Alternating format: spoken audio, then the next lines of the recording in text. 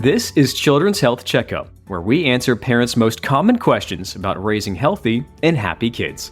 The holidays will be here soon, and we can be so caught up with making plans, traveling, gifts, and so much more that we overlook how we eat.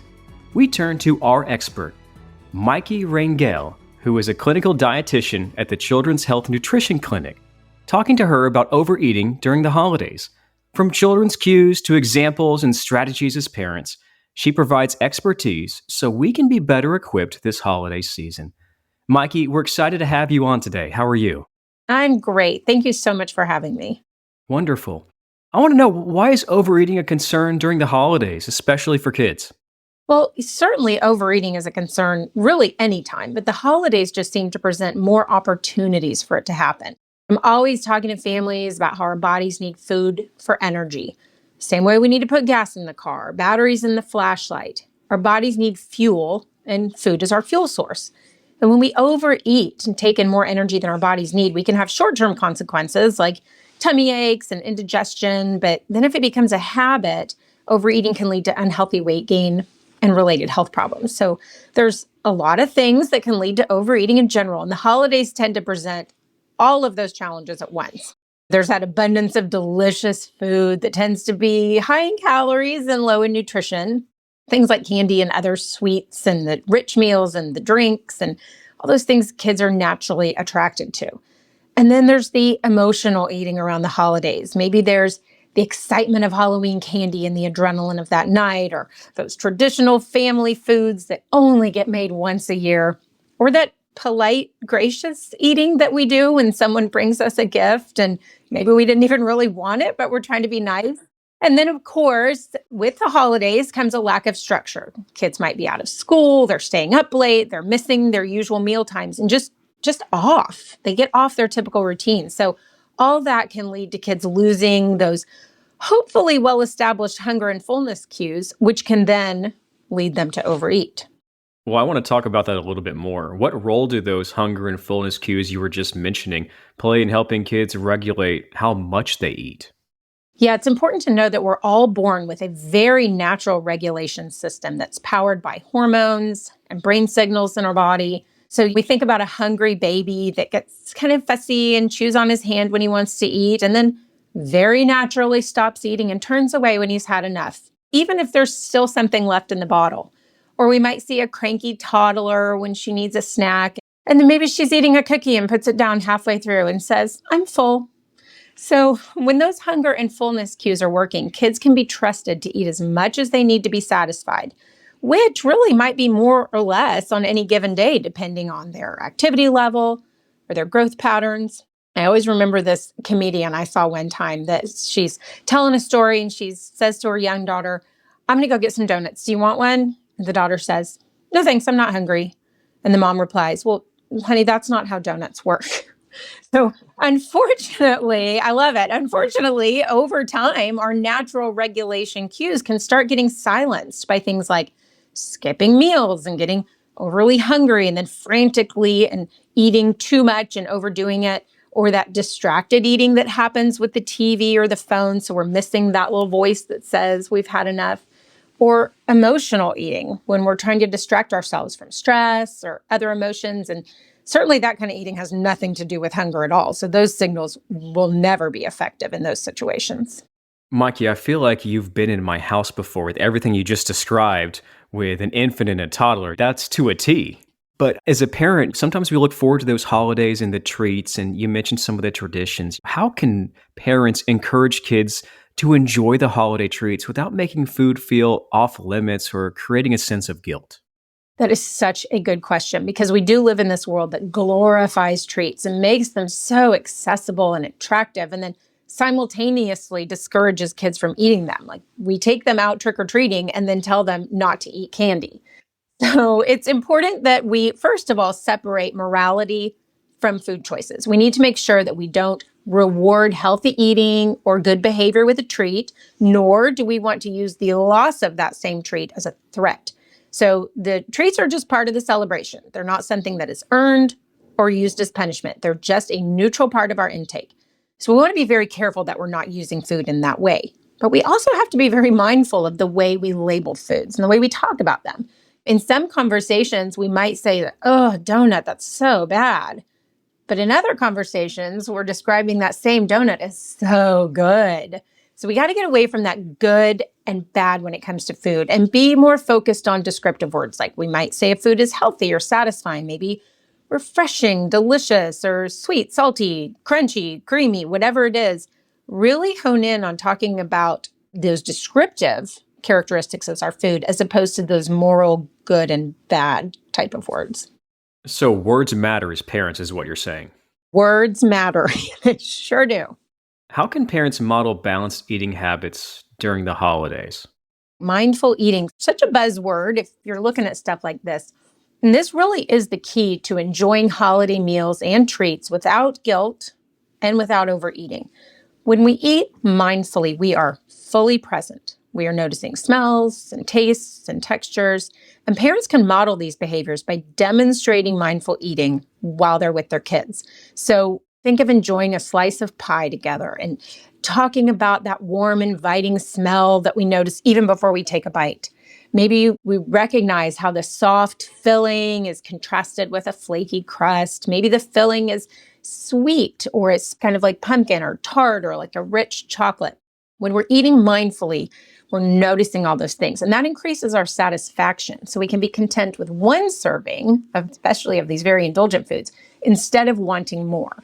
And those same habits should be applied to any intake we're having, whether it's a big meal or even just a little piece of candy. Parents should very intentionally model these behaviors, verbalizing all these comments about the food, because it's so important to fully enjoy the experience and honor what our food is giving us, regardless of whether it's a whole bunch of nutrition that is serving our bodies or just pure enjoyment, because both are valid.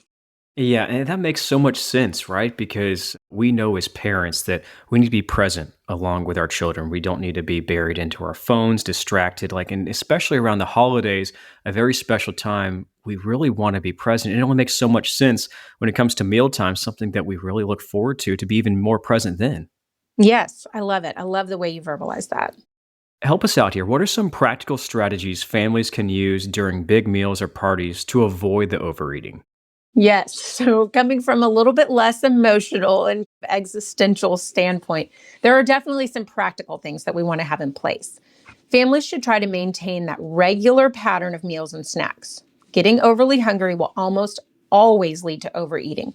So trying to have meals, say every 4 to 5 hours, along with small, healthy snacks in between as needed, will decrease the likelihood of that frantic eating that can happen when we get that hangry feeling.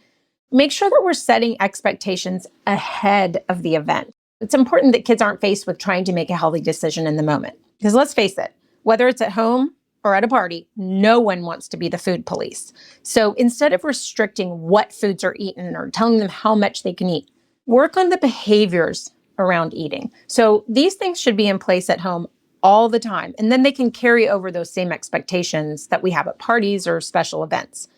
An important thing is that every time we eat, we should be at a table with no screen, no phone, no tablet, no game. We should be using a plate to serve our food or a little portion of a snack.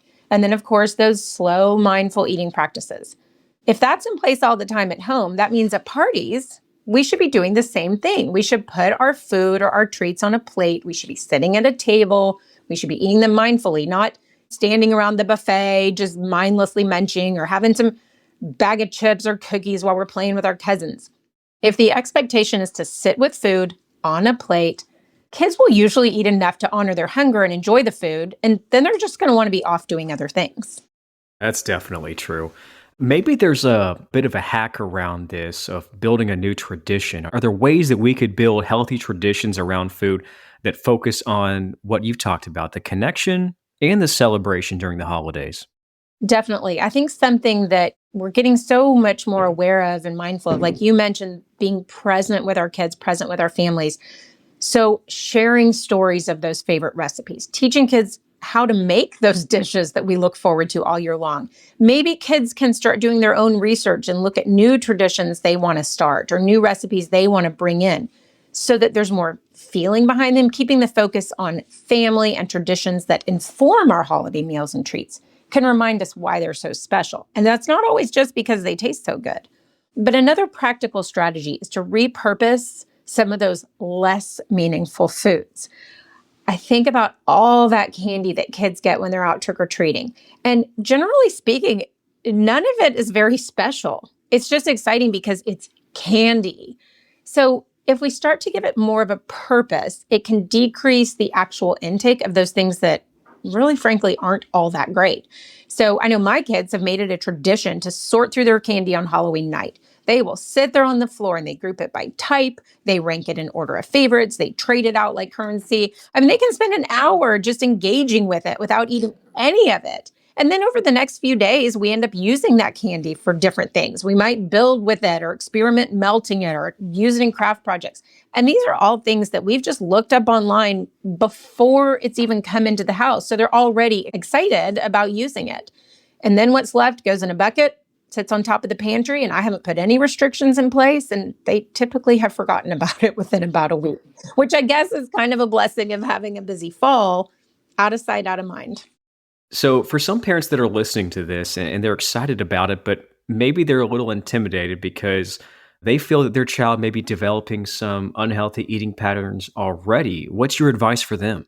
It's so important that parents are setting up their home for success. Inside the home is the place where we have the most control. So all that unhealthy food, kids want it because it tastes good. It's sugar and salt and very tempting. People, kids and adults, are drawn to it. So instead of stocking the house with all those treats and then telling kids not to eat them, we want to make sure the temptations aren't constantly available and just included in moderation. So we want to have those healthy foods on hand, boring list of things like whole grain cereal and yogurts and fruits and string cheese and eggs and lean meats, so that when your kids are reaching for something to eat, they're easily able to make a healthy choice. But outside of that, we want to include treats as a family. So like maybe Friday night, we go out and get an ice cream cone and we eat it and enjoy every little bite of it mindfully, but there's not 2 tubs of ice cream in the freezer.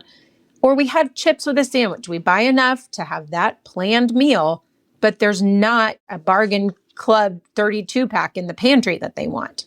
When they're eating healthy all the time, those little holiday treats and rich meals that pop up at this time of year are such a smaller proportion of their overall intake. So we don't have to stress about what's happening because the body will even out after. We want to make sure that the house rules are very firm on eating meals and snacks at the table with no screen. That is how those hunger and fullness cues remain intact. And that can guide their eating away from home too. We just want to make sure, though, that if kids are not following those rules, maybe you're finding wrappers in their room or you're aware that they're eating in their rooms or on the couch, things like that, there should be some kind of consequence. Maybe they lose some screen time or they have to help with extra chores. But parents need to be very careful that the message is about, hey, the rule at home is we eat at the table with no screen. We don't eat in our rooms. We never want to punish kids for eating, where we don't want to restrict them from food. We just want to focus on that behavior. Hey, you're supposed to be eating at the table with no screen. Let's make sure we get back to that. If you're hungry, you'll be willing to sit here at this table and eat without your phone. If you really just want to be on your game, then be done eating and go get on your game. Mikie, this was so helpful. Thank you so much for joining us today. You're so welcome, and thank you so much for having me. Thank you for listening to Children's Health Checkup. For more information on how to build healthy eating habits, visit childrens.com/nutrition. If you found this podcast helpful, please rate and review or share the episode, and please follow Children's Health on your social channels.